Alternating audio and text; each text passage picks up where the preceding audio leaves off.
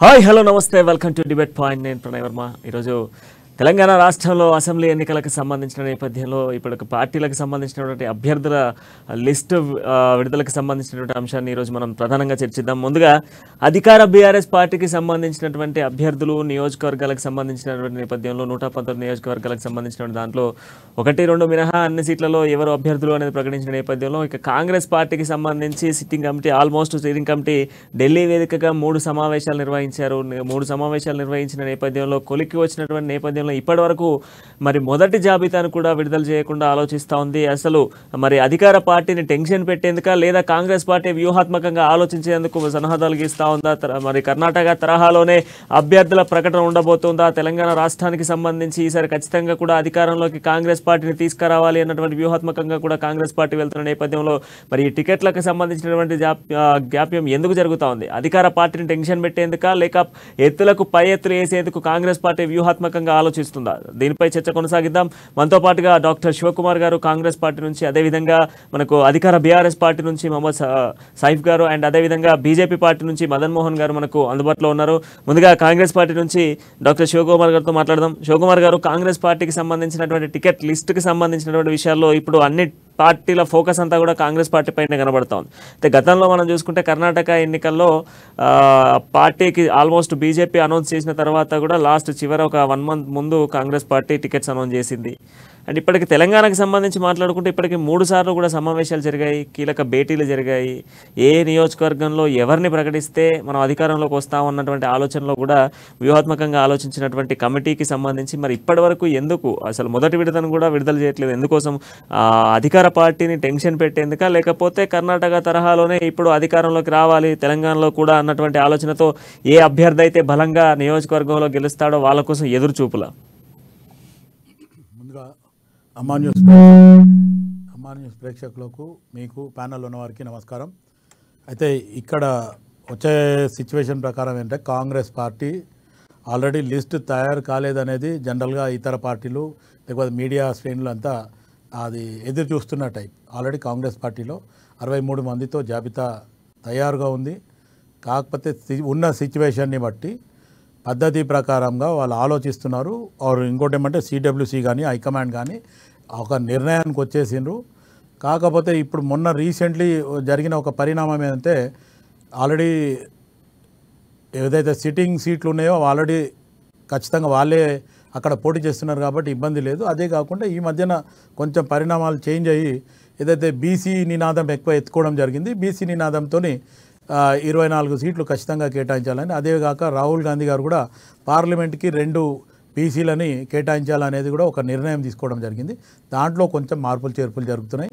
అది కాకుండా ఇది సడన్గా వచ్చిన పరిణామం కాబట్టి కొంచెం ఆ డిఫరెన్స్గా మీరు ఫీల్ అవుతున్నారు. కానీ ఒక్కటేమంటే కాంగ్రెస్ పార్టీ ఖచ్చితంగా మొన్న కర్ణాటకలో ఎట్లయితే కాంగ్రెస్ పార్టీ అధికారంలోకి రావడానికి ఎన్ని అయితే ఎత్తులు లేకపోతే ఉన్న పరంగా క్యాడర్ని కానీ లేకపోతే నాయకులను కానీ అందరిని ఎట్లయితే కంట్రోల్ పెట్టి అధికారంలోకి వచ్చినామో ఆ రకంగానే ఈరోజు తెలంగాణలో కూడా అట్లనే జరగడం జరుగుతుంది. ఆల్మోస్ట్ ఆల్ ఎవరైతే మా పిసిసి అధ్యక్షుడు రేవంత్ రెడ్డి వచ్చిన తర్వాత కాంగ్రెస్ పార్టీ పుంజుకుంది. అన్ని మీడియాలకు కానీ లేకపోతే సోషల్ మీడియాలో కానీ అంతా హైప్ అది ఉంది. అది ఆ విషయం కాకుండా ఈ మాణిక్రావు ఠాకరే గారు వచ్చిన తర్వాత కూడా కాంగ్రెస్ పార్టీలో ఎవరైనా అంతర్గత విభేదాలు ఉన్నా కానీ బయట మాట్లాడద్దు, పార్టీలోనే చర్చించాలి. ఏమన్నా మార్పులు చేర్పులు ఉంటే మనం పార్టీలోనే చేంజ్ చేసుకుందాం తప్ప బయట మీడియాకు కానీ ఎవరు కానీ రచ్చ చేయొద్దు, బహిర్గతం చేయొద్దు అనేది ఖచ్చితంగా ఆదేశాలు ఇవ్వడంతో అందరు కూడా ఇప్పుడున్న నాయకులు కానీ సీనియర్ నాయకులు కానీ లేకపోతే ఆశాభావులు కానీ అందరు కూడా సద్దుమణిగి ఆలోచిస్తున్నారు. హైకమాండ్ డిసిషన్ తీసుకున్న తర్వాత కొంచెం చాలా కాంగ్రెస్ పార్టీ అనే ఓషన్ కాబట్టి అదొక ప్రాంతీయ పార్టీ కాదు, నేషనల్ పార్టీ కాబట్టి ఖచ్చితంగా అది ఓషన్ అనేది ఎందుకు అంటున్నా అంటే కాంగ్రెస్ పార్టీల నాయకులు నిరంతరం వస్తుంటారు పోతుంటారు. అదే కాకుండా రేపు ఆశాభావులు ఉన్న వాళ్ళు ఎక్కువ కూడా ఉన్నారు. గతంలో బీజేపీ కానీ వాళ్ళంతా చెప్పుకుంది ఏంటంటే మాకు 6,000 అప్లికేషన్స్ వచ్చినాయని. ఒకవేళ కాంగ్రెస్ పార్టీకి అప్లికేషన్కి ఓసీ అండ్ అదర్స్కి 50,000 లేకపోతే ఎస్సీ ఎస్టీకి 25,000 అనేది ఒక ఫిక్స్ పెట్టకపోయింటే అక్కడ కట్ ఆఫ్ కావాలనే ఒక ఉద్దేశంతోనే కాంగ్రెస్ పార్టీ ఆ నిర్ణయం తీసుకుంది. ఒకవేళ అది కనుక పెట్టకపోయింటే 6 నెలల వరకు నిరంతరంగా అప్లికేషన్లు వస్తూనే ఉండేది కాంగ్రెస్ పార్టీకి. అట్లాంటి పరిస్థితి ఉంది. మెంబర్స్ కూడా అంతా ఉన్నారు. ఒకటి ఇప్పుడు ఏంటంటే ఆశాభావులలో కొంతమందికి కొన్ని దగ్గర టికెట్లు మార్పులు చేర్పులు జరుగుతున్నాయి. అది అధిష్టానం చూసుకుంటుంది. కొంచెం బహుశా అవసరం అనుకుంటే ఎవరికైతే టికెట్ వచ్చిన వాళ్ళు సంతోషిస్తారు, టికెట్ రాని వాళ్ళు కొంచెం దాని మీద కొంచెం వాళ్ళు ఫీల్ అవ్వడం ఉంటుంది. రెండోది కొంతమంది అవసరమైతే కాంగ్రెస్ పార్టీని అది ఇది అని చెప్పి మాట్లాడడం కూడా అవకాశం ఉంటుంది. అవన్నిటిని కూడా కంట్రోల్ చేయడానికి హైకమాండ్ అంతా చూస్తున్నది. సో బీఆర్ఎస్ పార్టీకి సంబంధించి సైఫ్ గారు ఉన్నారు. సో ఆయన తెలంగాణ ఉద్యమకారుడు, ఆయనతో కూడా మాట్లాడదాం. సైఫ్ గారు, అధికార పార్టీ టికెట్స్ అనౌన్స్ చేసి ఆల్మోస్ట్ నెలలు గడుస్తూ ఉన్న ఇతర పార్టీలకు సంబంధించిన అభ్యర్థుల ప్రకటన రావట్లేదు. అండ్ దాంతో ప్రధానంగా కాంగ్రెస్ పార్టీకి సంబంధించినటువంటి సమావేశాలు జరిగినా కూడా ఇప్పటివరకు టికెట్లకు సంబంధించినటువంటి లిస్టు అయితే మొదటి విడతను కూడా బయటికి రిలీజ్ చేయనటువంటి పరిస్థితులు కనబడతా ఉన్నాయి. కొంత హైట్రిక్ కొట్టాలి అన్నటువంటి బీఆర్ఎస్ ఆలోచనకు సంబంధించి ఏ అభ్యర్థుల ప్రకటనను కూడా పూర్తి స్థాయిలో ప్రకటించినటువంటి అభ్యర్థులకు గట్టి పోటీ ఇచ్చేటువంటి నాయకుల్ని దించడమే కాంగ్రెస్ పార్టీ ఎజెండాగా వస్తున్నాము అని చెప్పేసి కాంగ్రెస్ పార్టీ వాదన చెప్తా ఉన్నారు. సో దీనికి సంబంధించి మీరు ఏం చెప్తారు? అమ్మ న్యూస్ కి నమస్కారం అండి. మరి అదేవిధంగా కాంగ్రెస్ పార్టీ పెద్దలను వారికి, మరి బీజేపీ పార్టీలో ఉన్నటువంటి పెద్దల వారికి కూడా నమస్కారం. కాంగ్రెస్ పార్టీ తెలంగాణలో భయపడుతుంది టికెట్ ఇవ్వడానికి కూడా. ఎందుకంటే కనీసం మాకు ఓట్ బ్యాంక్ పంపుతుందా, మరి ఓటైన ప్రజలు వేస్తారా అనేటువంటి ధీమతోటి ఇప్పటిదాకా కరీంనగర్ జిల్లాకు సంబంధించినటువంటి అభ్యర్థిని వాళ్ళు ఇప్పటిదాకా ఎన్నుకోలేకపోయారు. ఎందుకంటే రాష్ట్ర ప్రభుత్వంలో ఇన్ని పథకాలు కానీ ఇన్ని ప్రజల సేవ చేస్తున్నటువంటి రాష్ట్ర ప్రభుత్వంలో మా కాంగ్రెస్ పార్టీ టికెట్ ఇస్తే మరి ఓడిపోతుంది అన్నటువంటి ధీమతోటే వాళ్ళు ఇవ్వలేకన్నటువంటి భయాంకులకి ఇంతవరకు కరీంనగర్ జిల్లా కావచ్చు ఇతర జిల్లాలో కూడా వాళ్ళు ఇవ్వలేకపోతున్నారు అభ్యర్థుల టికెట్. మరి ఇన్ని రోజులు లాస్ట్ 49 రోజులు కావచ్చు, 50 రోజులు కావచ్చు ఉన్నాయి ఎన్నికలకు. మరి ఆ ఎన్నికల ముందు కూడా వీళ్ళు ఇవ్వాల్సినటువంటి అభ్యర్థి పేర్లు కూడా ఇవ్వడం లేదు. ఎందుకు? కనీసం జిల్లాలో కానీ ఇతర రాష్ట్ర జిల్లాలో కానీ ఇతర జిల్లాలలో కానీ టికెట్ ఇస్తే మరి మేము ఓడిపోతామా అనేటువంటి ధీమతోటి వారి పెద్దలు రేవంత్ రెడ్డి గారు, మరి అదే విధంగా ఉన్నటువంటి పెద్దలు కాంగ్రెస్ పార్టీలో ఉన్నటువంటి జాన్ రెడ్డి గారు, వారి సీనియర్లు కూడా ఉన్నారు, వారు కూడా కమిట్మెంట్ చేస్తున్నారు. మరి కరీంనగర్ జిల్లాలో ఎందుకు ఇంతవరకు కూడా అభివృద్ధి పేరు ఎందుకు బయటకు రావడం లేదండి? సో దానికి సంబంధించి వ్యూహాత్మకంగానే ఆలోచిస్తున్నాం అని చెప్పేసి చెప్తా ఉన్నారు. అంతకుముందు ఒక్కసారి మనము బీజేపీ పార్టీకి సంబంధించినటువంటి నాయకులతో కూడా మాట్లాడదాం. మదన్ మోహన్ గారు జగిత్యాల అసెంబ్లీ నియోజకవర్గ కన్వీనర్గా ఉన్నారు, ఆయనతో కూడా మాట్లాడదాం. మదన్ మోహన్ గారు, మరి బీజేపీకి సంబంధించినటువంటి టికెట్లకు సంబంధించినటువంటి దీంట్లో కూడా కేంద్రం ఇంకా కొంత ఆలస్యం చేస్తూ ఉంది. ఇప్పటికీ చాలామంది పోటాపోటీ పడుతూ ఉన్నారు. ఒకవైపు మీరు కూడా జగిత్యాల నుంచి ప్రయత్నాలు కొనసాగిస్తూ ఉన్నారు. సో మరి ఎట్లా ఉంది బీజేపీ పార్టీకి సంబంధించినటువంటి అభ్యర్థుల ప్రకటన ఎప్పుడు ఉండబోతా ఉంది? కాంగ్రెస్ లాగానే మీరు కూడా వ్యూహాత్మకంగా ఆలోచించే అభ్యర్థుల ప్రకటన ఉండబోతుందా? ముందుగా మీకు తర్వాత కాంగ్రెస్ పార్టీ ప్రతినిధి గారికి, బీఆర్ఎస్ పార్టీ ప్రతినిధి గారికి ముందు నమస్కారాలు. ఈ యొక్క న్యూస్ ఛానల్ లైవ్ చూస్తున్న అందరికి కూడా నమస్కారం. మాది కేంద్రంలో అధికారంలో ఉన్నటువంటి పార్టీ. ఈసారి రాష్ట్రంలో ఎట్టి పరిస్థితుల్లో అధికారంకి రావాలని ప్రతి ఒక్క కార్యకర్త గక్కన కట్టుకున్నటువంటి పరిస్థితి మీరు చూసిండ్రు. గత నెల సెప్టెంబర్ 1వ తారీఖు నుంచి 10వ తారీఖు వరకు అభ్యర్థుల కోసం దరఖాస్తుల స్వీకరణ చేసిండ్రు. తెలంగాణ రాష్ట్రంలో 6,700 అప్లికేషన్లు వచ్చినాయి రికార్డు స్థాయిలో. ఈ 6,700 అప్లికేషన్లు కనీసం ఒక నియోజకవర్గానికి 5గా కుదించి కేంద్ర పార్టీకి పంపారు. కేంద్ర పార్టీలో కూడా మా దానిలో ఇప్పుడు కాంగ్రెస్ పార్టీ ఒక కుటుంబ నిర్ణయం తీసుకోవచ్చు, బీఆర్ఎస్ ఒక కుటుంబ నిర్ణయం తీసుకోవచ్చు. కానీ మా దగ్గర అట్లా కాదు. మా దగ్గర ఒక పార్టీ కోర్ కమిటీ ఉంటుంది. తర్వాత కేంద్ర ప్రభుత్వం ఎలక్షన్ మేనేజ్మెంట్ కమిటీ అని కొత్తగా చేసిండ్రు. ఆ తర్వాత పార్లమెంటరీ బ్యూరో ఉంటుంది. ఇవన్నీ కూడా నిర్ణయం చేసేటువంటి పరిస్థితుల్లో కొద్దిగా లేట్ అయింది. ఇదే విషయాన్ని తెలంగాణ రాష్ట్ర అధ్యక్షులు గౌరవ కేంద్ర మంత్రి మనం క్లియర్ అయిపోయారు. అభ్యర్థుల్ని లేటుగా ప్రకటించడం మా యొక్క వ్యూహంలో భాగం. It is a strategy. ఎందుకంటే మేము బలమైన అభ్యర్థుల్ని మాత్రమే ఈసారి బరిలోకి దించబోతున్నాం. మా యొక్క లక్ష్యం ఈసారి 70 తెలంగాణలో చాలా స్పష్టంగా మేము చెప్తాం. ఈ 70 స్థానాలు గెలిచే విధంగా మేము ఏ అభ్యర్థులను తీసుకోవాలనేటువంటి విషయంలో తర్జన జరుగుతున్నాయి. స్క్రూటినైజ్ అయిపోయింది. తెలంగాణ రాష్ట్ర పార్టీ కేంద్ర నాయకత్వానికి ఒక నివేదిక పంపింది. కేంద్ర పార్టీ నాయకత్వం కూడా ఒక చాలా సీరియస్ గా ఆలోచన ఇస్తున్నది. మీరు మనం చూసిన నరేంద్ర మోడీ గారి 2 బహిరంగ సభల తర్వాత భారతీయ జనతా పార్టీకి తెలంగాణ ప్రజానీకం ఎంతగా మొగ్గు చూపినో, కాబట్టి ఈ యొక్క మొగ్గును తర్వాత నరేంద్ర మోడీ గారి నాయకత్వాన్ని తెలంగాణలో తీసుకురావాలనేటువంటి విషయంలో ఏ అభ్యర్థులు అయితే గెలుపు బాటలో ఉంటారో గెలుపు గుర్రాలను మాత్రమే తీసుకురావాలనే ఉద్దేశంతో కొంత ఆలస్యం జరుగుతుంది. రేపు మన హిందుత్వ నమ్మకం ప్రకారం ఎల్లుండి శనివారం నాడు అయిపోతాయి. ఆదివారం నుంచి మంచి రోజులు దుర్గా నవరాత్రులు స్టార్ట్ అవుతున్నాయి. ఆది లేదా సోమవారంలో మా మొదటి జాబితా రాబోతున్నది. ఖచ్చితంగా గెలుపు గుర్రాలకు టికెట్లు ఇవ్వాలనేటువంటి ఆలోచనతోనే కొంత ఆలస్యం జరుగుతుంది. ఎస్. సో శివకుమార్ గారు, సో ఇప్పుడు కాంగ్రెస్ తరపు నుంచి మీ వాదన వినాలి ఇప్పుడు. ఎందుకంటే రెండు పార్టీలు రెండు ఎజెండాలు చెప్తా ఉన్నాయి. అంటే కాంగ్రెస్ పార్టీ టికెట్స్ అనౌన్స్ చేస్తే ఎక్కడ మిగతా నేతలు భయపడి ఇతర పార్టీలకు పోతారు. ప్లస్ దాంతోపాటుగా ముందుగా అనౌన్స్ చేస్తే కొంత ఏదైతే ఓటమి పాలయ్యేటువంటి అవకాశాలు ఎక్కువగా ఉంటాయని చెప్పేసి ఆలోచిస్తూ ఉన్నారు. కేవలం 47 రోజులటువంటి సమయం ఉన్నది ఈ రోజుకి క్యాలిక్యులేట్ చేసుకుంటే. మరి ఇంత ఆలస్యమైనప్పటికీ కూడా ప్రకటించట్లేదు అని అంటే ఒక భయంతో కాంగ్రెస్ పార్టీ రేపు పొద్దున ఓటమి పాలవుతుంది తెలంగాణలో అన్నటువంటి భయంతోనే మరి టికెట్లకు సంబంధించినటువంటి అనౌన్స్మెంట్ లేదు అనేది బీఆర్ఎస్ చెప్తా ఉంది. ఇక కేంద్రానికి సంబంధించినటువంటి బీజేపీ పార్టీ చెప్తా ఉంది 70 స్థానాలలో మాకు గెలుపుండబోతా ఉంది. దాంతోపాటుగా దాదాపు 6,700 అప్లికేషన్స్ వచ్చినాయి. దాంట్లో ఏ అభ్యర్థి అయితే బలోపేతంగా నియోజకవర్గంలో గెలుస్తాడో అటువంటి నాయకునికి ఈసారి టికెట్ ఇవ్వబోతా ఉన్నారు. ఖచ్చితంగా కూడా రాబోయేటువంటి వారం రోజుల్లో టికెట్స్ అనౌన్స్మెంట్ ఉండబోతుంది అనేది బీజేపీ చెప్తా ఉంది. సో మరి ఈ రెండు వాదనలు విన్న తర్వాత మీ సమాధానం ఏంటి? ప్రస్తుతం బీఆర్ఎస్ వాళ్ళకి ఖాళీ ఈ 2-2.5 సంవత్సరాల నుంచి కాంగ్రెస్ పార్టీ ప్రజలలో ఉంది. ప్రతి సమస్య మీద కాంగ్రెస్ పార్టీ పోరాడడం జరిగింది. ఎప్పుడు అయితే రేవంత్ రెడ్డి టీపీసీసీ అధ్యక్షుడు అయిండో అప్పటి నుంచి ప్రతి దగ్గర ఏ కార్యక్రమాన్ని కూడా వదిలిపెట్టలేదు. ఎందుకంటే ఈ 9.5 సంవత్సరాలలో ఇటు రాష్ట్రంలో కానీ కేంద్రంలో కానీ ఉన్న ప్రభుత్వాలు ఏం చేస్తున్నాయి ఏం చేయలేదు అనేది ప్రతి దాని మీద ఎండగట్టడం జరిగింది. అదే కాకుండా ఈరోజు ఎప్పుడైతే మొన్న తుక్కుగూడ సభ జరిగిన తర్వాత 6 గ్యారంటీలు కాంగ్రెస్ పార్టీ ఇచ్చిన తర్వాత ఈరోజు కేసీఆర్కి మైండ్ బ్లాక్ అయ్యి హెల్త్ ఇష్యూస్ వచ్చేసినాయి. ఎప్పటివరకు కేసీఆర్ నాకు తెలిసి ఎప్పుడు కూడా హెల్త్ ఇష్యూస్ ఉన్నాయని చెప్పి ఇంత పెద్దగా ఇంట్లో పడి మీడియాకు చెప్పింది లేదు. కాకపోతే ఆయన ఆల్రెడీ రేపు కాంగ్రెస్ పార్టీ ఏదైతే గ్యారంటీస్ ఇచ్చిందో లేకపోతే ఏదైతే పథకాలు ఇచ్చిందో మేనిఫెస్టోలు ఏదైతే పెడుతుందో దానికి మార్పులు చేర్పులు చేసి గతంలో ఇచ్చినట్టు కాంగ్రెస్ పార్టీ 3,000 రూపాయలు నిరుద్యోగ వృత్తి ఇస్తా అంటే నేను 3,016 ఇస్తా అన్నాడు. ఇప్పటివరకు ₹1 ఇవ్వలే. ఇట్లా ఏమన్నా మార్పులు చేర్పులు చేసుకోవడానికే వాళ్ళు కూబులతో ఉన్నారు. ఇద్దరు బావబమర్దులు హెలికాప్టర్ల మీద తిరుగుతున్నారు. కేటీఆర్ కానీ లేకపోతే హరీష్ రావు గారు కానీ. ఇప్పుడు భయం ఎవరికైంది అనేది ఒకసారి ఆలోచించాలా. ఇప్పుడు మొన్న రీసెంట్లీ కూడా చైర్మన్లను వేయడం జరిగింది.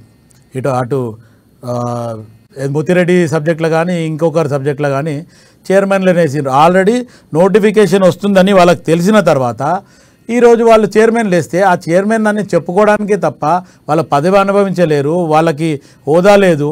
రెండోది ఇప్పుడు ఏదైతే ఎలక్షన్ కమిషన్ నోటిఫికేషన్ ఇచ్చిందో ఆ నోటిఫికేషన్ తర్వాత వాళ్ళకి ఇచ్చినా ఇవ్వకున్నా ఒకటే. అంటే ఎవరు భయపడుతున్నారు లేకపోతే ఎవరిని భుజగించుకుంటా తిరుగుతున్నారు అనేది ఒకసారి వాళ్ళు ఆలోచించాలి బీఆర్ఎస్ వాళ్ళు. ఎందుకంటే ఇప్పుడు ఉన్న పరిస్థితిలో కార్ ఓవర్లోడ్ అయిపోయింది, ఇంకా వేరే ఇబ్బందులు లేవు. ఆ ఉన్నోళ్ళ దాంట్లోనే ప్రాబ్లం అయింది. ఇప్పుడు మీరు ఏ సర్వేలు చూసినా కాంగ్రెస్ పార్టీకి 65 నుంచి 70 స్థానాలు ఖచ్చితంగా వస్తాయి అనేది సర్వేలు కూడా చెప్తున్నాయి. ఇంకో మాట ఏంటంటే ఈరోజు ప్రజలు ఆల్రెడీ నిర్ణయం చేసేసిండ్రు. ఖచ్చితంగా ఈ 9.5 సంవత్సరాలల్లో ఇటు బీజేపీ ప్రభుత్వాన్ని తీసుకున్న గతంలో 400 చిల్లర ఉన్న గ్యాస్ని 1,150 రూపాయలు 1,200 రూపాయలకు చేసిన ఘనత బీజేపీ ప్రభుత్వందని, ఇటు ఆల్రెడీ 35 రూపీస్ వీళ్ళిద్దరిది జిఎస్టీ అని చెప్పి షేర్ ఉందని, ఇవన్నీ ప్రజలు ఖచ్చితంగా చూస్తున్నారు. బీఆర్ఎస్ ప్రభుత్వం గురించి ఆలోచిస్తే ఖచ్చితంగా దళిత సీఎం అనుకున్నా లేకపోతే దళిత బంధు అనుకున్నా రైతు బంధు అనుకున్నా ప్రతి దగ్గర వీళ్ళ దగ్గర కమిషన్లు లేకపోతే ఇనాగ్రేషన్ చేయడము క్లోజింగ్ సెరమనీ చేయడం తప్ప వేరే వీళ్ళు చేసింది ఏమి లేదు. మిషన్ భగీరథ తీసుకో, కాకతీయ తీసుకో, కాళేశ్వరంలో తీసుకో, ఆల్రెడీ 6% ఖచ్చితంగా కమిషన్ ఉందని చెప్పి ఆల్రెడీ కాగ్ రిపోర్ట్ ఉంది. హైకోర్టు వచ్చి మొట్టకాయలు పెట్టితే కూడా వాళ్ళకు ఈరోజు కూడా మెలకువ లేకున్న పరిస్థితి ఈరోజు కేసీఆర్ ప్రభుత్వం. ఇటువంటి చాలా ఉన్నాయి. ప్రజలు ఆల్రెడీ రేపు జరగబోయే ఎలక్షన్లో కంపల్సరీ జరగబోయే ఎలక్షన్లో ఖచ్చితంగా ప్రజలు వాళ్ళ ఓటు చూపిస్తారు, ఓటుతోని చూపిస్తారు. ఆ తర్వాత అప్పుడు ఆలోచిద్దాం. సైఫ్ గారు చెప్పండి.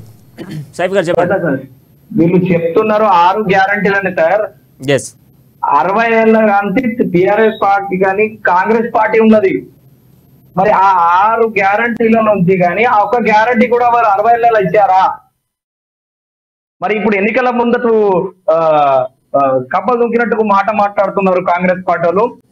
మరి ఇలా బీఆర్ఎస్ పార్టీ కానీ కేసీఆర్ గాని కేటీఆర్ గారు కానీ హరీష్ రావు గారు కానీ ప్రజల మంచి కొరకు హెల్త్ నిర్ణయం గాని మరి అదే విధంగా షాదీ ముబారక్లు గాని కళ్యాణ లక్ష్మిలు గాని మరి మిషన్ భగీరథలు మీ వాటర్లు గాని మరి ఇవన్నీ వాళ్ళ ఆలోచన చేయక తెలంగాణ తెచ్చినాకనే చేసినారు కదండి.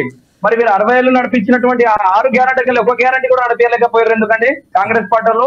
ఆల్రెడీ ఈరోజు కాంగ్రెస్ పార్టీ చేసిన అభివృద్ధి మీదనే నడుస్తుండ్రు. ఈరోజు కనీసము ఒక డ్రైనేజ్ వ్యవస్థను కూడా పెద్ద పైప్ లైన్ వేయలేని బీఆర్ఎస్ ప్రభుత్వం ఈ 9.5 సంవత్సరాల. ఈరోజు మీ కేసీఆర్ గారు కూడా మా కాంగ్రెస్ లెక్కనే వచ్చినాయననే. ఒక నిమిషం మదన్ మోహన్ గారు చెప్పండి. సైఫ్ గారు ఒక సెకండ్. మదన్ మోహన్ గారు మీ ప్రశ్న చెప్పండి. కాంగ్రెస్ పార్టీ 6 గ్యారంటీల సిస్టమ్ అన్న కదా. కాంగ్రెస్ పార్టీ జాతీయ పార్టీ. కాశ్మీర్ నుంచి కన్యాకుమారి వరకు, హఠక్ నుంచి కటక్ వరకు వారు ఒకే విధానంతో ఉండాలి. రాజస్థాన్ లో ఒక రకమైనటువంటి ప్రణాళిక ఉంటుంది, కర్ణాటకలో ఒకటి ఉంటుంది, కేరళలో ఒకటి ఉంటుంది, మధ్యప్రదేశ్ ఒకటి ఉంటుంది. మా పార్టీ మేనిఫెస్టో విడుదల చేయడంలో కూడా ఎందుకు ఆలోచిస్తుందంటే మేము కాశ్మీర్ నుంచి కన్యాకుమారి వరకు, హఠక్ నుంచి కటక్ వరకు ఒకటే విధానం, ఒకటే సిద్ధాంతం, ఒకటే జెండా, ఒకటే ఎజెండా. కాబట్టి అభ్యర్థుల ఎంపిక గురించి మాట్లాడమంటే వారు 6 గ్యారెంటీలు మాట్లాడుతున్నారు. 6 గ్యారెంటీల ముందు వారంటీ లేని పార్టీ ఆ పార్టీ. ఇంకోటి కాంగ్రెస్ పార్టీ మీరు అభివృద్ధి పనుల గురించి మాట్లాడుతున్నారని చెప్పారు కదా సార్, దాని గురించి చెప్పారు. గ్యారెంటీల గురించి వాళ్ళే అభివృద్ధి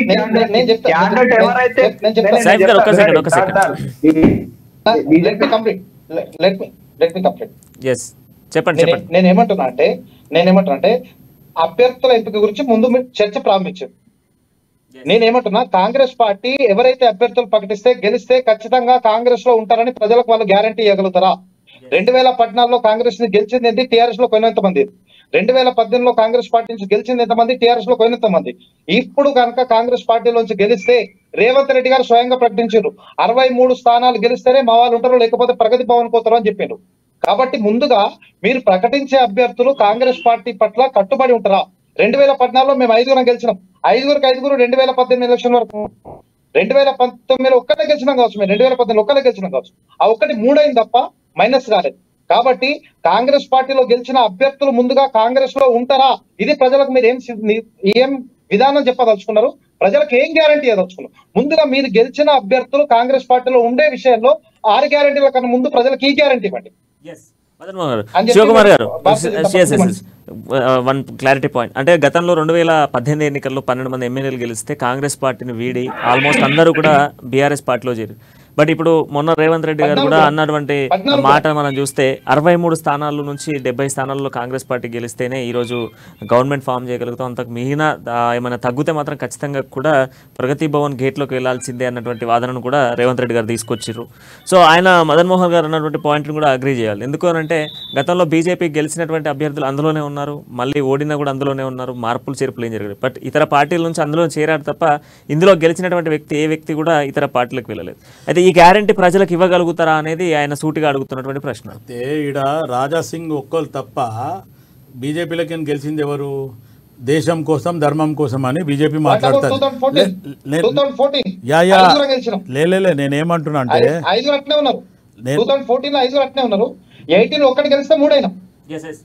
ఇప్పుడు మొన్న మీకు హుజూరాబాద్ కానీ లేకపోతే దుబాకా కానీ ఇవన్నీ బీజేపీ క్యాండిడేట్లు కాదు, వాళ్ళు డైరెక్ట్ ఆల్రెడీ వాళ్ళ పర్సనల్ ఎజెండా మీద బీజేపీలు ఉన్నారు కాబట్టి గెలవడం జరిగింది.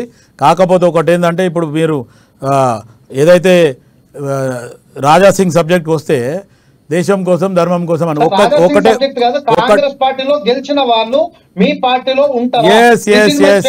ఇగో గతంలో జరిగింది ఏంది, కేసీఆర్ వాళ్ళని మభ్యపెట్టి చేసిండు అనేది వాళ్ళు ఖుద్దు చెప్పడం జరిగింది.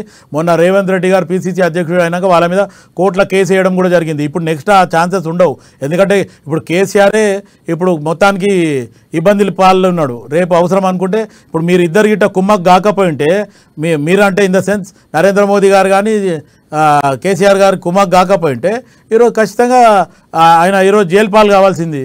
మొత్తానికి కవిత కేసులో కానీ లేకపోతే నిజామాబాద్ స్పీచ్ లో నిజామాబాద్ స్పీచ్ లో మోడీ గారు కుమ్ముక్ అయితే ఎట్లా మాట్లాడిండ్రు, కుమ్ముక్ కాకపోతే ఎట్లా మాట్లాడి చూడండి. కుమ్ముక్ అనేటువంటి మాటలు మీరు ఇప్పుడు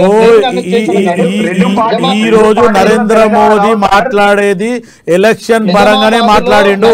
గతంలో కర్ణాటకలో కూడా జై హనుమాన్ జై శ్రీ హనుమాన్ అనేది జై బజరంగ్ బలి అన్నాడు. అంటే అర్థమైంది, మోదీ గారికి కూడా అర్థమైపోయింది ఏ టైంలో ఏం మాట్లాడాలనే స్టేజ్కి వచ్చిండు ఆయన. ఆల్రెడీ ఇప్పుడు ఈ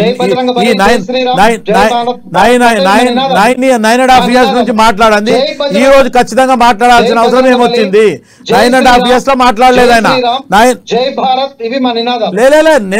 మీరు బీజేపీలో ఒక్కలే కాదు బ్రదర్, బీజేపీలో ఒక్కలే కాదు, హిందుత్వం కానీ లేకపోతే మామూలుగా మాట్లాడడానికి అందరూ కూడా జై హనుమాన్ అన్నారు, జై శ్రీరామ్ అన్నారు, ఓం నమ శివాయ అన్నారు, జై మాతాది అన్నారు. ఇవాళ కొత్త కాదు అది అన్నది. జై రేమాన్స్ గారు కాదు కదా సార్, ఇక్కడ క్యాండిడేట్ల పేర్లు చెప్పండి సార్ తెలంగాణలో. Clarity point. అయితే ఒక నిమిషం సైఫ్ గారు, మదన్ మోహన్ గారు ఒక నిమిషం. శివకుమార్ గారు, దాదాపుగా కూడా 35 మందికి సంబంధించినటువంటి ఒక విడత మొదట స్టీరింగ్ కమిటీ ఢిల్లీ కేంద్రంగా కూర్చున్నప్పుడు నేపథ్యంలో ఒక 35 మందికి సంబంధించినటువంటి సీట్లను మేము అనౌన్స్ చేయబోతా ఉన్నాం మొదటి విడతగా అని చెప్పడం జరిగింది. దానికి సంబంధించినటువంటి కొన్ని లూప్స్ కూడా పలు మీడియా సంస్థలకు రావడం జరిగింది. ఆల్మోస్ట్ 35 క్యాండిడేట్లకు సంబంధించి అందులో సిట్టింగ్స్ ఉన్నారు. అండ్ దాంతోపాటుగా ఎక్కడైతే అసంతృప్తి లేకుండా సింగిల్ ఎజెండాగా ఒకే నేత ఉన్నటువంటి ప్రాంతాలలో కూడా టికెట్స్ని ఆల్మోస్ట్ ఫైనలైజ్ చేశారు. బట్ ఆ ఫైనలైజ్ అయినటువంటి లిస్ట్ను ఎందుకు మళ్ళీ హోల్డ్ ఆన్ చేశారు అనేది ఒక పాయింట్ బాగా రేజ్ అవుతుంది. ఒక్కటి గుర్తుపెట్టుకోండి. ఒక్క నిమిషం సైఫ్ గారు, ఒక్క నిమిషం. ఈ వాదన అయిపోయిన తర్వాత మీరు చెప్పండి. ఎవరైతే 35 to 40 ఎవరైతే ఉన్నారో ఆ సీనియర్లు ఉన్నారు, అది ఆ సిట్టింగ్ సీట్లు వాళ్ళకే ఇస్తామని చెప్పి ఈ రోజు కాదు, కొత్తగా చెప్పడం కాదు, గతం నుంచి కూడా కాంగ్రెస్ పార్టీ వాళ్ళ ఆల్రెడీ రాజశేఖర రెడ్డి పీరియడ్ నుంచి వాళ్ళు ఉన్నారు, వాళ్ళు అక్కడే పోటీ చేస్తామన్నారు. ఒకవేళ వాళ్ళు అనుకున్న నియోజకవర్గంగా పక్క నియోజకవర్గం అనుకుంటే కూడా చేంజ్ అయిన వాళ్ళు కూడా ఉన్నారు. అట్లేం లేదు. ఏదైతే ఆ 35 నుంచి 40 ఏదైతే ఉందో అది పంపించాల్సిన అవసరం మీకు మీడియా లీక్ చేయాల్సిన అవసరం ఏం లేదు కాంగ్రెస్ పార్టీకి. టోటల్గా ఒక 63 మెంబర్స్ని ఖచ్చితంగా చేస్తామన్నారు. రేపు కానీ 18th రోజు కానీ కంపల్సరీ రేపు లిస్ట్ ఆల్రెడీ ప్రిపరేషన్ అయిపోయింది, అనౌన్స్ అవుతుంది. అది సైఫ్ గారు చెప్పండి. అనౌన్స్ అవుతుందని తమరు చెప్తున్నారు కానీ మీకు సరే అనేటువంటి క్యాండిడేట్లు దొరకలేరు రాష్ట్రంలో, గెలుస్తలేరు అనేటువంటి భయానతో ఉన్నారు. సరైన క్యాండిడేట్ దొరకలేరు. కొత్త మీరు చెప్తున్నారు సార్, సరైన తెలంగాణ రాష్ట్రంలో సరైన క్యాండిడేట్ గెలుస్తాడా గెలవడా అనేటువంటి భయంతో ఆలోచన చేసి మీ కమిటీ టికెట్ ఇస్తారు కావచ్చు. అది మీ ఆలోచన, అది మీ ఆలోచన లేదా మీ పార్టీ ఆలోచన. మా కాంగ్రెస్ పార్టీ ఈరోజు మీలాగా 9.5 సంవత్సరాలు పక్కకు దిగి ఫోటో దిగినటువంటి రోజులు ఉన్నాయండి. ఎవరు పక్కన? రేవంత్ రెడ్డి గారు కేసీఆర్ పక్కకు ఉండి ఫోటో దిగినటువంటి రోజులు ఉన్నాయి. మా దగ్గర ఎవిడెన్స్ కూడా ఉన్నాయండి. మీరు ఇప్పుడు చెప్తున్నారు కాంగ్రెస్ పార్టీ రేవంత్ రెడ్డి ఫస్ట్ కేసీఆర్ గారు, మీరు వినండి సార్, రేవంత్ రెడ్డి గారు కూడా కేసీఆర్ గారు పక్కకు ఉండి ఫోటో దిగారు. అప్పట్లో ఆ ఎవిడెన్స్ కూడా ఉన్నాయి. కానీ మేము అభివృద్ధి గురించి కానీ క్యాండిడేట్ల పేర్ల గురించి మాట్లాడుతున్నాం తప్ప మరి మీకు క్యాండిడేట్ ఇప్పటిదాకా ఎందుకు దొరకడం లేదు రాష్ట్రంలో? కాంగ్రెస్ పార్టీ క్యాండిడేట్లు దొరకలేదంటే ఇక మీకు అనుభవం ఉండి మాట్లాడుతురా లేదా నాకు తెలియదు. రెండోది రేవంత్ రెడ్డి గారు సబ్జెక్ట్ ఉంటే గతంలో ఇదే మీ కేటీఆర్ మాట్లాడితే మా రేవంత్ రెడ్డి ఒకటే అన్నాడు, పోయి మీ అమ్మని అడుగు పెట్రోల్ ఎవరు పోపించిండు, కేసీఆర్ని ఎవరు మెయింటైన్ చేసిండ్రు ఉద్యమంలో అని చెప్పి direct Revanth Reddy find out చేయడం జరిగింది. ఇది మీకు ఐడియా లేకపోతే దాని మీడియాస్ ఉన్నాయి, అవి చూసుకోండి. మదన్ మోహన్ గారు, ఇప్పుడు ఒకసారి కలిసి ఉన్నప్పుడు ఆ పార్టీలో తిరుగుతారు, ఆ పార్టీలకి వెళ్ళిపోయినాక టీడీపీ పోయిన టీడీపీ కానీ ఇక్కడ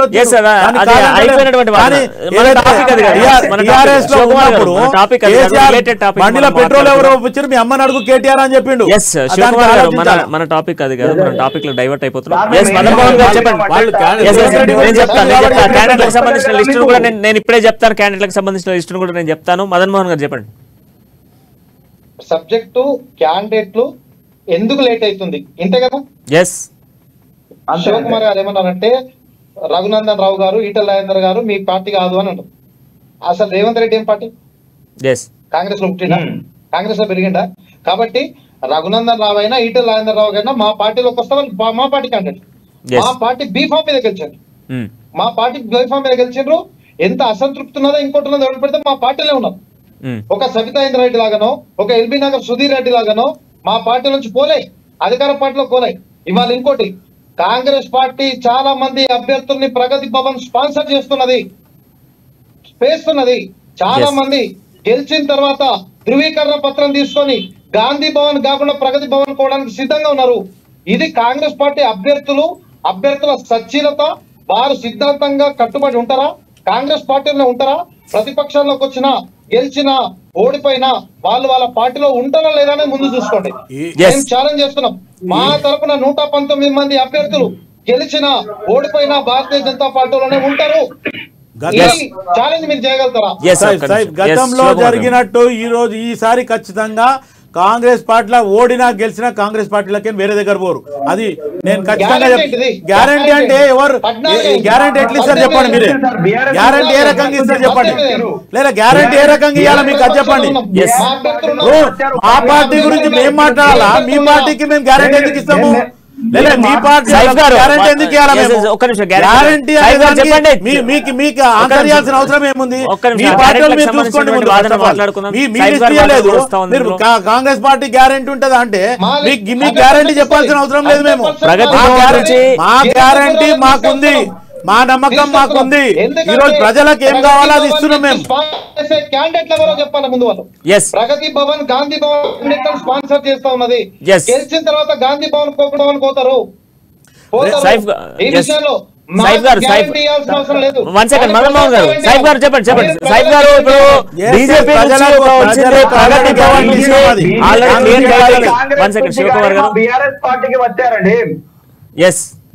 బీఆర్ఎస్ పార్టీకి ఫస్ట్ సిగ్గుశరం ఉండాలా? ఎందుకంటే గెలిచిన వాళ్ళని తీసుకొని అట్లా తీసుకొని వాళ్ళకి ఆశ చూపించి మినిస్టర్ రన్ చేస్తాం అనేది కేసీఆర్ కు ఉండాలి ఫస్ట్ బుద్ధి. ఎందుకంటే ఆల్రెడీ ఇప్పుడు బీజేపీ వాళ్ళు ఏమన్నారు, మేము రిజైన్ చేయించి మళ్ళీ రీఎలక్షన్ పెట్టాలి. ఆల్రెడీ అదొక రూల్ ఉంది, ఆ రూల్ ఎట్లా పాటించుండ్రు? బీఆర్ఎస్ వాళ్ళకి ఫస్ట్ ఆఫ్ ఆల్ వాళ్ళు టీఆర్ఎస్ బీఆర్ఎస్ తెలియదు. బీఆర్ఎస్ లో ఇంత మంది ప్రజలకు మేలు జరుగుతుందని చెప్పే వాళ్ళు కాంగ్రెస్ పార్టీ కానీ బీజేపీ పార్టీ కానీ వదిలిపెట్టి రాష్ట్రం బీఆర్ఎస్ పార్టీలో రావడానికి వాళ్ళు మీ పార్టీలో బీజేపీ నుంచి రాలే, బీజేపీ నుంచి బీఆర్ఎస్ బీజేపీకి వచ్చిందని నేను చెప్పట్లేదు. ఏ ఎమ్మెల్యే రాలే, ఎంపీ రాలే, సాధారణ నాయకులు వచ్చిండవచ్చు, సిద్ధాంతంతో ఉన్న ఏ గెలిచిన వ్యక్తి కూడా రాలే. ఏ గెలిచిన వ్యక్తి మీ వాళ్ళకు రాలే. మదన్ మోహన్ గారు వచ్చారా రాలేదని పక్కన పెడితే ఒక్కసారి మనం సైఫ్ గారు ఇప్పుడు ఒక వాదన మదన్ మోహన్ గారు తీసుకొచ్చారు. ఈరోజు ప్రగతి భవన్ నుంచి చాలా మంది గాంధీ భవన్ నుంచి ప్రగతి భవన్ నుంచి స్పాన్సర్స్ కాంగ్రెస్లో ఉన్నారు అని చెప్పేసి చెప్తా ఉన్నారు. అండ్ ఇంకొకటి ఏంటి అంటే ఇంతకుముందు కాంగ్రెస్ పార్టీకి సంబంధించినటువంటి అభ్యర్థులు లేక కాంగ్రెస్ పార్టీలో అనౌన్స్మెంట్ రావట్లేదు అని చెప్తా ఉన్నారు. యాజ్ పర్ గ్రౌండ్ రిపోర్ట్ చూస్తే ఈరోజు ప్రతి కాన్స్టిట్యున్సీలో ఒకరు కాదు దాదాపుగా కూడా 4 క్యాండిడేట్స్ కాంగ్రెస్ పార్టీలో ఎదురు చూస్తూ ఉన్నారు టికెట్ల కోసం. బట్ ఇక్కడ టికెట్ల అసంతృప్తిగా ఉన్నటువంటి నేతల్ని ఎక్కడైతే ఎవరికైతే టికెట్ అనుకున్న వ్యక్తికి కాకుండా ఇంకొక వ్యక్తికి వస్తే ఎక్కడ బాంబ్ బ్లాస్ట్ అవుతుందో అన్నటువంటి ఆలోచనతో కాంగ్రెస్ పార్టీ ఆగుతుంది అన్నటువంటి వాదన నడుస్తూ ఉంది. ఆ పాయింట్ ఆఫ్ వ్యూలో రండి. ఎందుకంటే ఇప్పుడు మీరు చూస్తూ ఉన్నారు అధికార పార్టీకి సంబంధించిన బీఆర్ఎస్ నేతలే చాలా మంది కాంగ్రెస్ పార్టీ కండువా కప్పుకుంటున్నారు రోజు ఢిల్లీకి వెళ్ళి. ఇప్పుడు తను చెప్తున్నటువంటి విషయాలు ముగ్గురు ఆగండి సార్ ముగ్గురు చెప్తా బీజేపీ పెద్దలు ఒక్క నిమిషం మదన్ మోహన్ గారు ఒక్క సెకండ్ ఆగండి. సైఫ్ గారు చెప్పండి. ఇప్పుడు మీరు చెప్పినటువంటి సబ్జెక్టులో క్యాండిడేట్ల పేర్లలో బాగా వెళ్తుందని, కానీ కనీసం మనం గెలిచినా కూడా ఈ రాష్ట్ర ప్రజలకు ఏమైనా చేయగలుగుతాం అనేటువంటి భయంతో ఉన్నారు. ఎందుకంటే బీఆర్ఎస్ పార్టీ ఇంత అభివృద్ధి పనులు చేస్తుంది, మళ్ళా మేము క్యాండిడేట్ ఇస్తే మరి చేయడానికి ఏమైనా అవకాశం ఉంటుంది అన్నటువంటి ఆలోచన ఉన్నది కాంగ్రెస్ పార్టీ. వాళ్ళకి అందుకే క్యాండిడేట్స్ లో పేరు చెప్తున్నారు కదండి. ఇన్ని రోజులైనా కూడా మా వాళ్ళు మా బీఆర్ఎస్ పార్టీ ఎప్పుడూ చెప్పింది కదండి, అందరు సెట్టింగ్ ఎమ్మెల్యేలు కావచ్చు పార్టీ టికెట్లు కావచ్చు కేటాయించినాం కదా, కేవట్టి నామినేషన్ లో ఎదురు చూస్తున్నాం. అంతే మేము బరిలో దిగడానికి మా క్యాండిడేట్లు కానీ మా బీఆర్ఎస్ పార్టీ ఇచ్చినటువంటి బీమాలు కానీ వాళ్ళందరూ బరిలో దిగడం రెడీ ఉన్నాము. మరి వీళ్ళు ఎందుకు వెనకకున్నారండి? కాంగ్రెస్ పార్టీ కానీ ఇతర భారతీయ జనతా పార్టీ వాళ్ళు కానీ. మేము మా పార్టీ విధి విధానాలు వేరు. ఇప్పుడు రేపు మీరు అనౌన్స్ చేసిన దాంట్లోకనే 35-40 మందిని మార్పులు చేర్పులు చేస్తా అని చెప్పి కేసీఆర్ గారు కుది చెప్పడం జరిగింది. అదే కాకుండా రేపు అవసరమైతే నోటిఫికేషన్ వచ్చింది 2 రోజుల ముందు వేస్తాం, వారం రోజుల ముందు మా పార్టీ విధి విధానం, మా పార్టీ స్ట్రాటజీ వాళ్ళు ఏమన్నా చేస్తారు. హైకమాండ్ మాకుంది. మీరు మీ పార్టీలో మీ కేసీఆరే మీకు అధిష్టానం, కానీ ఇక్కడ కాంగ్రెస్ పార్టీకి హైకమాండ్ ఉంది, సిడబ్ల్యూసి ఉంది, దేర్ స్టెప్స్ ఉన్నాయి. అవి ఆ హిసాబ్లో చేస్తారు. దానికి మీరు కేసీఆర్ గారు చెప్తున్నారు, మీరు రేవంత్ రెడ్డి గారికి ఇప్పుడు ఉన్నటువంటి అవగాహన లేదు మీ అధిష్టానంకి. మీరు చెప్తున్నారు ఇప్పుడు కేసీఆర్ గారికి అని చెప్పి. కేసీఆర్ గారికి ఉన్నది కాబట్టి తెలంగాణ తెచ్చుకున్నాం, తెలంగాణ అభివృద్ధి పనులు చేసుకున్నాం. తెలంగాణ ఉన్నటువంటిది ఎక్కడ కూడా నలుమూలన్నటువంటి ప్రజలకు కానీ ఎక్కడ ఇబ్బంది పెట్టలేదు. మీరు హుజూర్ నగర్ లో చూశారు, జానంపూడి సైదిరెడ్డి గారిని ఇచ్చారు ఉప ఎన్నికలప్పుడు, నాగార్జున సాగర్ నోముల భగత్ గారు చూశారు. మరి ఇక్కడ ఉన్నటువంటి ఇతర ఉప ఎన్నికలు జరిగినప్పుడు కూడా చూశారండి. ఇప్పుడు బై ఎలక్షన్ లో ఎట్లయినా రూలింగ్ పార్టీ శివకుమార్ గారు, మదన్ మోహన్ గారు అప్పటి నుంచి ఒక ప్రశ్న తీసుకో. టీఆర్ఎస్ పెద్దలు అభివృద్ధి గురించి మాట్లాడుతున్నారు. అభివృద్ధి గురించి డిబేట్ దయచేసి తర్వాత పెడదాం. ఇప్పుడు ఇక్కడ ఓన్లీ మీరు ముందే యాంకర్ గా చెప్పిన మీ గౌరవంతో, మీ మీద గౌరవంతోనే అభ్యర్థుల ఎంపిక, ఆలస్యం, స్ట్రాటజీ, అభివృద్ధి గురించి మాట్లాడదాం, గ్రూప్ 1 గురించి మాట్లాడదాం, గ్రూప్ 2 మాట్లాడదాం, టెట్ గురించి మాట్లాడదాం, డిఎస్సి గురించి మాట్లాడదాం, మొన్న జరిగిన పోలీస్ కానిస్టేబుల్ అభ్యర్థుల గురించి మాట్లాడదాం. ప్రతి అభ్యర్థి అది టాపిక్ కాదు, అది టాపిక్ కాదు.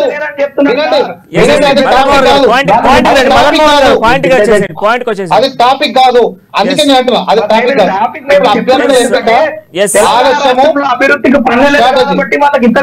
అభివృద్ధి గురించి మాట్లాడదాం, అభివృద్ధి గురించి తెలుసు, సంక్షేమాలు గానీ వీటి గురించి మనం తర్వాత డిస్కషన్ చేద్దాము. దానికి చర్చ చాలా క్యాండిడేట్లకు సంబంధించి, ఎందుకంటే ఆల్మోస్ట్ ఇప్పటికే మనకు కేవలం 47 రోజుల సమయం ఉంది. ఈ 47 సమయాలలో ఈ రోజులలో ఇప్పటికే అభ్యర్థులకు సంబంధించినటువంటి ప్రకటన జరిగితే వాళ్ళ ప్రచారాలు కావచ్చు, ప్రజలలో మేము ఉన్నాము అన్నటువంటి గుర్తింపును వాళ్ళు తెచ్చుకోవడానికైనా మినిమం ఒక 30 days పీరియడ్ ఆఫ్ టైం పడుతుంది. ఆ సడన్ టైం ని పార్టీలు వెళ్ళకపోతున్నాయి. టీఆర్ఎస్ అభ్యర్థుల ఎంపిక వెనక చాలా పెద్ద స్ట్రాటజీ ఉంది. ఎన్నికల కోడ్ అమల్లోకి రాకముందే ఎక్కడెక్కడ సంచులు పోవాలో అక్కడికి పోవాలి అనేది వాళ్ళ స్ట్రాటజీ. రెవెన్యూ మొన్నటి వరకు వాళ్ళ చేతిలో ఉంది, పోలీసు వాళ్ళ చేతిలో ఉంది, కలెక్టర్ మొన్న వరకు వాళ్ళ చేతిలో ఉంది. కాబట్టి వాళ్ళ అభ్యర్థులు ప్రకటించారు. కానీ మేము అట్లా కాదు, వ్యవస్థను దుర్వినియోగం చేసి ఎన్నికల్లో గెలవాలనుకున్నటువంటి పార్టీ భారతీయ జనతా పార్టీ కాదు. మేము ప్రజల ఆశీస్సులతో మాత్రమే గెలవాలనుకుంటున్నాము.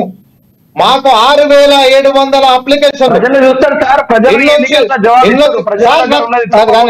6700 అప్లికేషన్ల నుంచి 119 మందిని మేము తీసుకోవాలి. 6700 నుంచి ఇప్పుడు నేను చెప్పేది సార్, ఒక్కొక్క స్థానానికి 60 నుంచి 65 మంది పోటీ పడుతున్నారు. మీరు ఇంతమంది అన్నారు, యాంకర్ గారు మీరు ఇంతమంది అన్నారు కాంగ్రెస్ పార్టీ తరఫున 4 నుంచి 5 అని. కానీ మా పార్టీలో ఆవరేజ్ గా సరాసరి 60 నుంచి 65 మంది పోటీ పడుతున్నారు. ఎంత టఫ్ చూడండి. 60 నుంచి 65 మంది నుంచి ఒక్కరిని తీసుకోవాలి, మిగతా 64 మందిని భారతీయ జనతా పార్టీ కోసం పని చేయాలి. కాబట్టి it is a very big task. అందుకోసమే లేట్ అవుతున్నది. ఎంపీ భారతీయ జనతా ఎంపీ గారి గురించి కూడా మేము చెప్పాల్సినట్టు ఉంది. తర్వాత మీరు చెప్తున్నారు కదా, తర్వాత అన్నటువంటి డిస్కస్ లో చెప్తాను నేను.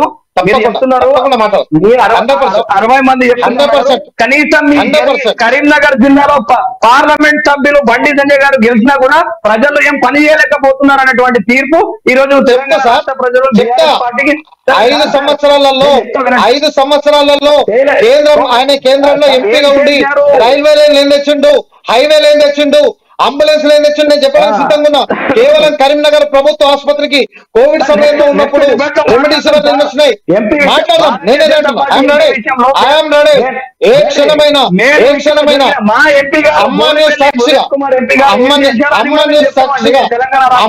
సాక్షిగా చెప్తున్నా.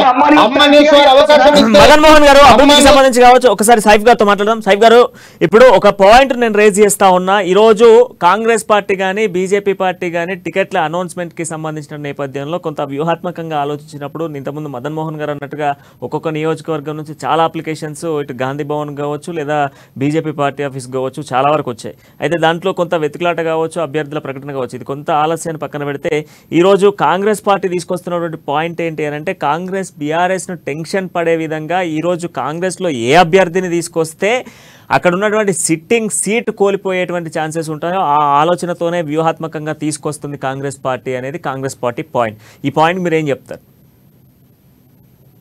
ఆలోచన గట్లున్నది, కానీ మా బీఆర్ఎస్ పార్టీ కానీ మా తెలంగాణ రాష్ట్ర ప్రజలు వాళ్ళు ఇప్పుడు ఎన్నికల జరిగిపోయేటటువంటి సందర్భంలో ఈ ఇద్దరు పార్టీలకు కూడా తిరిగి జవాబిస్తారు సార్.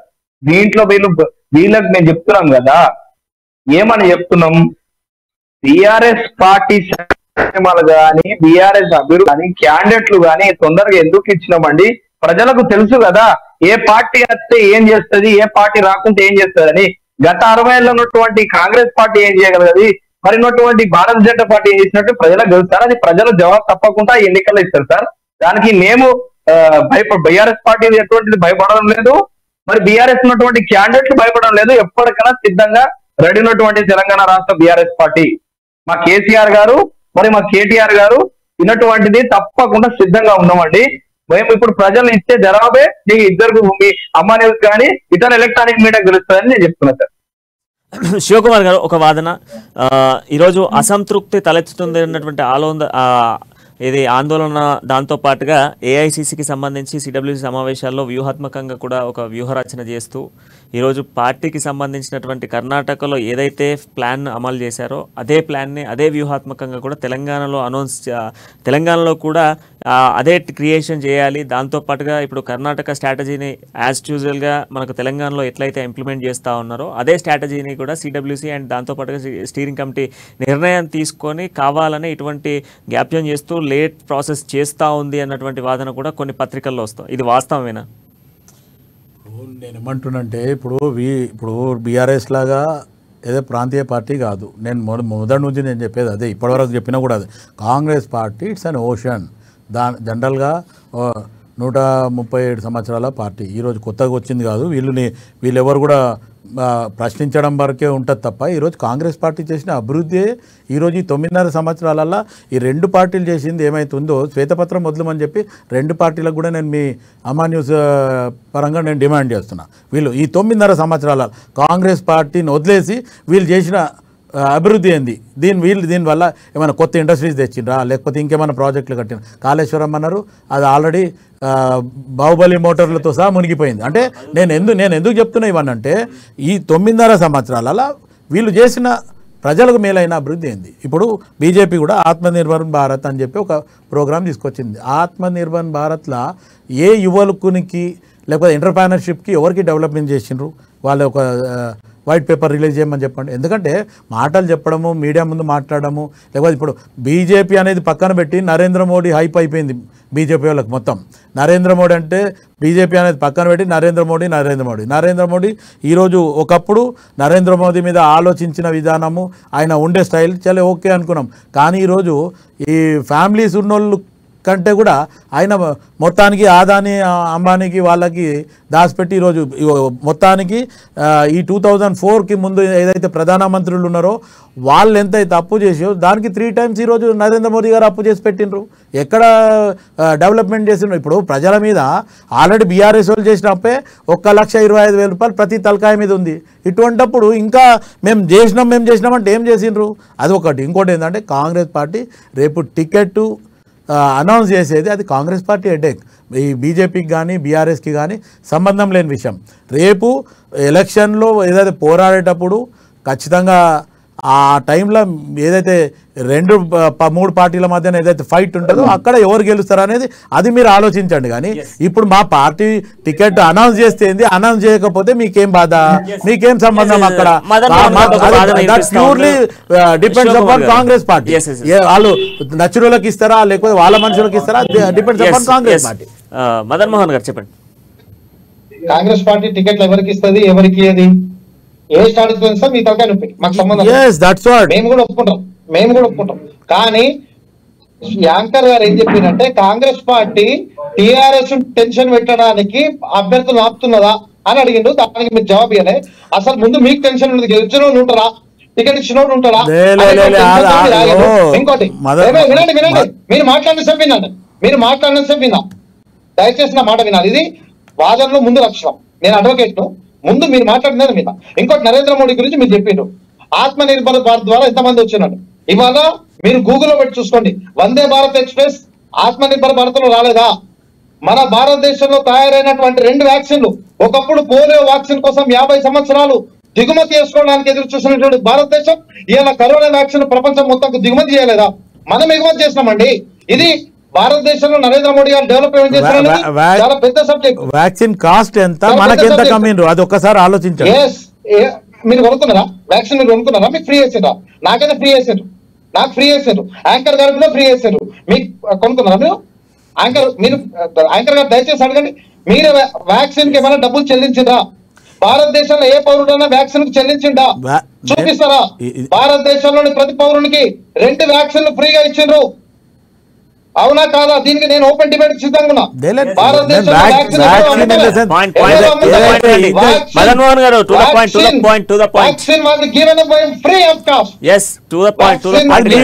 మీ నరేంద్ర మోడీ ఉంటే కాదు, ఏ ప్రభుత్వం ఉన్నా అదే చేయాలా. సెంట్రల్ లో ప్రధానమంత్రి ఎవరున్నా చూసుకుంటారు. చికెన్ కింద వచ్చింది, డెంగ్యూ వచ్చింది, ఎందుకు తీసుకురాలేదు? బీజేపీ పార్టీ వ్యూహం అంతా కూడా మోదీ వైపే ఉంది అన్నటువంటి పాత్రను తీసుకొచ్చి దానికి ఏం సమాధానం ఇస్తారు అది సూటిగా చెప్పండి. మోడీ మా నాయకుడు అండి, మా నాయకుడు కాదు, విశ్వ నాయకుడు. ప్రపంచ దేశంలోని ప్రధాన మంత్రులు ఇవాళ నరేంద్ర మోడీకి నమస్కారం చెప్పడానికి పిలువనించినాడు. మీ రాహుల్ గాంధీకి ఉన్నదా? నమస్కారం చేస్తారు. నమస్కారం అనేది ఒక సంస్కారం. నరేంద్ర మోడీ గారి మాట విధానం ఏంది? నరేంద్ర మోడీ గారి మాట విధానం ఏంది? నరేంద్ర మోడీ గారి పనితీరు ఏంది? ఇవాళ నిన్న రాహుల్ గాంధీ చెప్పిండు, రాజస్థాన్ మే గవర్నమెంట్ జాతే, ఛత్తీస్గఢ్ మే గవర్నమెంట్ జాతే, ఇట్లాంటి మాటలు మాట్లాడే మీ నాయకుడు ఎక్కడ? విశ్వగురువు భారతదేశం విశ్వగురువు మా నాయకుడు ఎక్కడ? డెఫినెట్ గా భారతీయ జనతా పార్టీ ప్రతి కార్యకర్త నరేంద్ర మోడీ నాయకత్వంలో పనిచేస్తున్నాడు. పనిచేస్తా కూడా దీనికి గర్వంగా మేము సిద్ధపడుతున్నాం. మా పనిచేస్తారు. క్యాండిడేట్ల పేర్లు చెప్పండి సార్. 2 పార్టీలు కూడా, మీరు 2 పార్టీ కూడా కానీ మేము చెప్తున్నాం బీఆర్ఎస్ పార్టీ పక్షాన క్యాండిడేట్ 6,700 అప్లికేషన్ నుండి 119 తీసుకురావాలి. క్యాండిడేట్లకు సంబంధించినటువంటి విషయంలో ఒక చిన్న పాయింట్ మదన్ మోహన్ గారు, ఒక చిన్న పాయింట్ సైఫ్ గారు, ఇప్పుడు మీరు క్యాండిడేట్లకు సంబంధించినటువంటి లిస్టును ఫైనల్ చేయండి, ప్రకటించండి అని చెప్పేసి టు ద పాయింట్ వచ్చింది కదా. టు ద పాయింట్ ఈ రోజు మీరు బీఆర్ఎస్ పార్టీ ప్రకటించినటువంటి దాంట్లో 35 మందికి ఈ రోజు బీఫామ్ ఇచ్చే ప్రసక్తే లేదు అని చెప్పేసి కరాఖండ్గా కాంగ్రెస్ పార్టీ బల్లగుద్ది చెప్తా ఉంది. సార్ మేమేం చెప్తున్నామంటే బల్లగుద్ది చెప్తున్నటువంటి కాంగ్రెస్ పార్టీ, మీరు ఇంతకు ముందు చెప్పారు ఎక్కడైనా మేము క్యాండిడేట్ల పేరు చెప్తే బాంబేలో టెన్షన్ ఉంటుందని, వాళ్ళకే టెన్షన్ ఉంది. మా క్యాండిడేట్ ఓడిపోతారనేటువంటి ధీమతోటి ఉంటే వాళ్ళు ఇప్పటిదాకా ఇప్పుడు క్యాండిడేట్ల పేర్లు చెప్తలేదు సార్. సరే సరే చెప్పండి.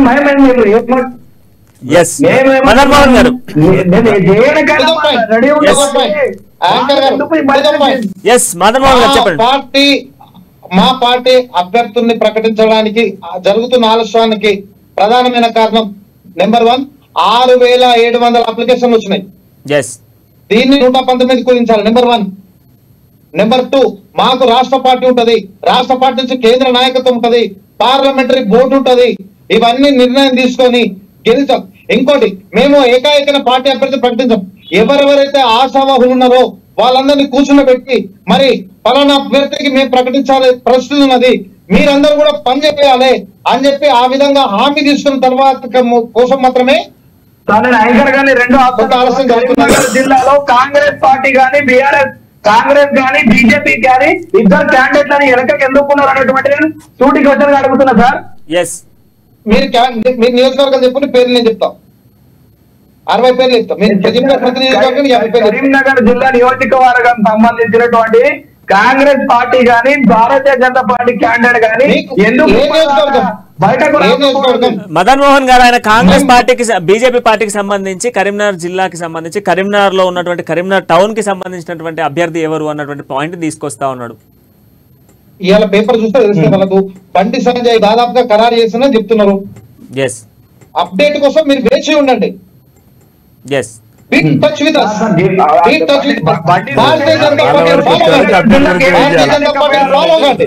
భారతీయ జనతా పార్టీ కలిసి నడవండి. Right, thank you Madan Mohan గారు, థ్యాంక్ యూ సాయి గారు, థ్యాంక్ యూ డాక్టర్ శివకుమార్ గారు. మొత్తానికి ఈ రోజు జరుగుతున్నటువంటి ఈ యొక్క సీట్లకు సంబంధించినటువంటి అనౌన్స్మెంట్ ఆలస్యానికి సంబంధించి కొంత పార్టీల వ్యూహాత్మకంగా ఆలోచిస్తూ ఉన్నాయి. అంతేకాకుండా అభ్యర్థుల ప్రతి నియోజకవర్గం నుంచి కూడా దాదాపుగా కూడా వందలాది అప్లికేషన్స్, దాంతో పాటుగా పోటీ పడుతున్నటువంటి నేతల్ని కూడా కొంత అసంతృప్తిగా మారేటువంటి అవకాశాలు కనుక వారన్నింటినీ కూడా సద్దుమణిగే విధంగా చూస్తూ కొంత వ్యూహాత్మకంగా అధికార పార్టీకి కొంత టెన్షన్ పడేలా ఈరోజు తీసుకొస్తున్నటువంటి ప్రతి సంక్షేమ పథకాలు కావచ్చు, లేకపోతే రాబోతున్న రోజుల్లో వచ్చేటువంటి ప్రభుత్వంలో ఎప్పటి నుంచో చెప్తున్నటువంటి తెలంగాణ ఇచ్చినటువంటి పార్టీ కాంగ్రెస్ పార్టీ అని చెప్తా ఉన్నారు. అదే కాంగ్రెస్ పార్టీ ఈరోజు అధికారం చెలాయించడం కోసం, అధికారంలోకి రావడం కోసం వ్యూహాత్మకంగానే అభ్యర్థుల ప్రకటన ఉంటుందని కాంగ్రెస్ చెప్తా ఉంది. ఇక బీజేపీ చెప్తున్నటువంటి వర్షన్ మనం చూస్తే బీజేపీలో దాదాపుగా కూడా 6,700 అప్లికేషన్లు రావడం జరిగింది. దాన్ని 119 నియోజకవర్గాలకు డివైడ్ చేసినప్పటికీ కూడా ప్రతి నియోజకవర్గానికి దాదాపుగా కూడా